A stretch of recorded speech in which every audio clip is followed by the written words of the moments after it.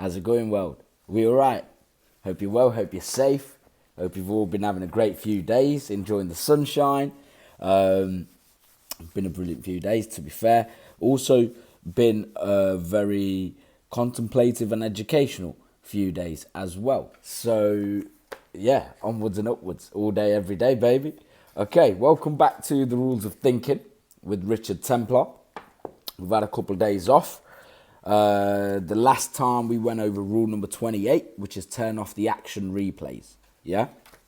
Now, I've got to admit, I am the kind of person who indulges in overplaying perhaps the action replays, right? And going over things over and over, trying to pick apart and pinpoint exactly where did I do something wrong, or what could I have done different? What could I have done better?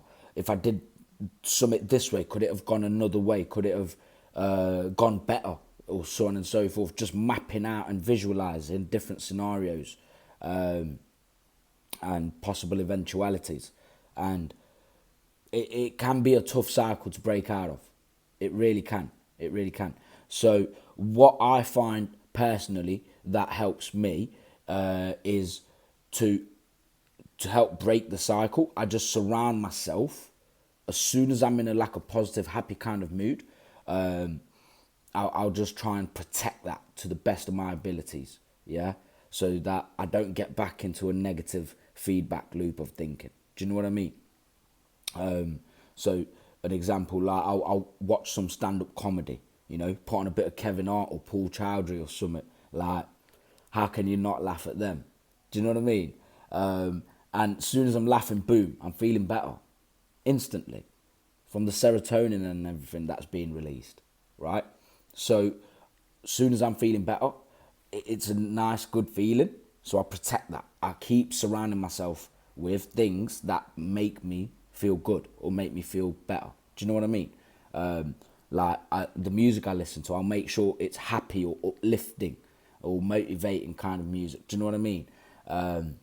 Or the stuff I'm watching, I'll make sure it's either some kind of a documentary, educational, or if it's a film, I want it to be an entertaining kind of film. Like, it's got to be a strong story that I can actually get sucked into and fully involved in. Do you know what I mean?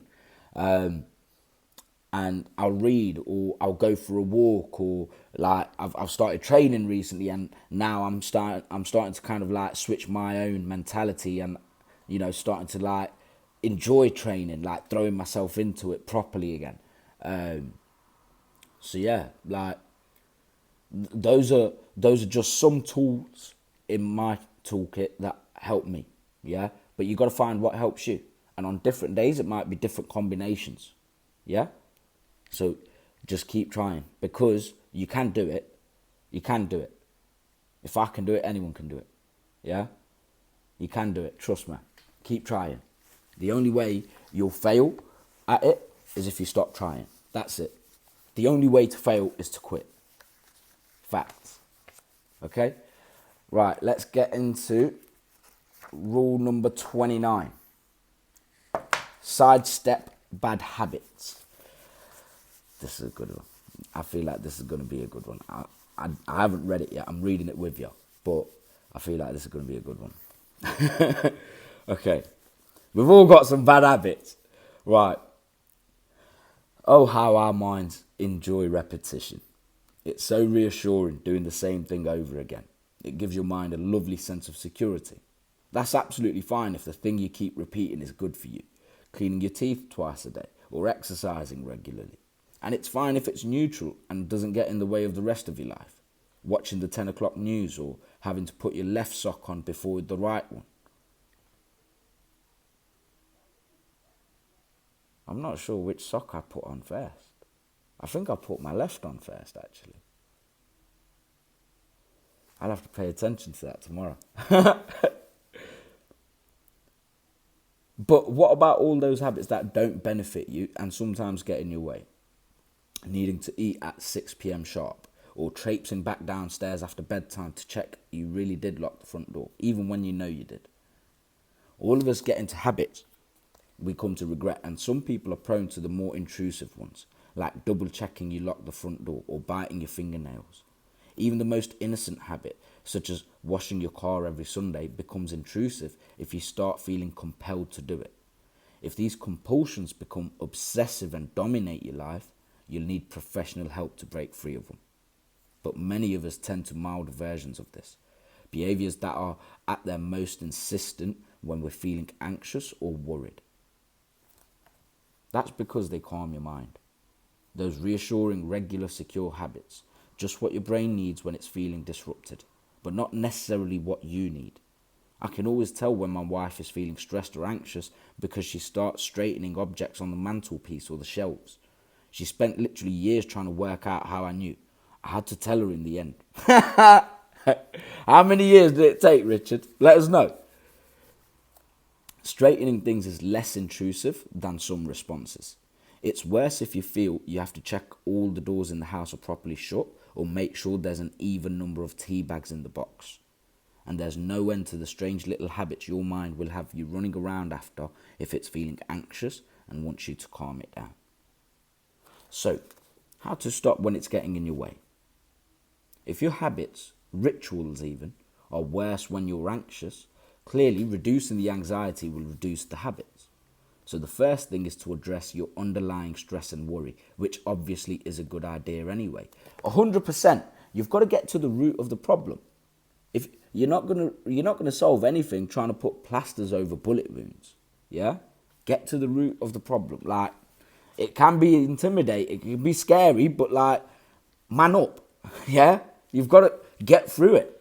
You've got to muscle through it. If you actually want to get better, you've got to muscle through it. You've got to face whatever you've got to face. Yeah? And you've got to overcome. You can. Trust me. Watch. Distraction is, of course, ideal if you can do it. If that's too much to start with, an alternative is to replace one habit with another. Replacing smoking with vaping is a very obvious example of this.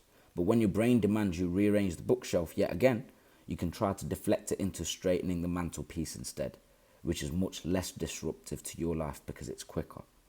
You might be happy with this new displacement activity for your anxieties, or you might decide to reduce the habit again after a while. It becomes a habit in itself to distract yourself with the lesser habit.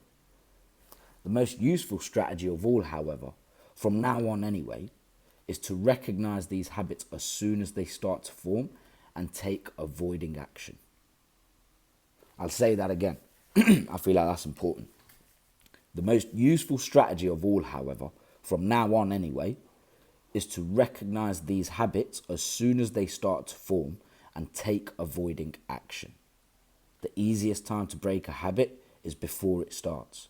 So the very first time you're about to go back downstairs to check you lock the front door, catch yourself about to form a habit and stop it right there. Distract yourself, sing a song, take a bath, whatever is going to work best. Now is the moment to do it. The easiest time to break a habit is before it starts. That's a good rule, Richard. I'm glad you shared that one. That's a lot of food for thought. Right, let me know your thoughts. Cheers, catch you soon.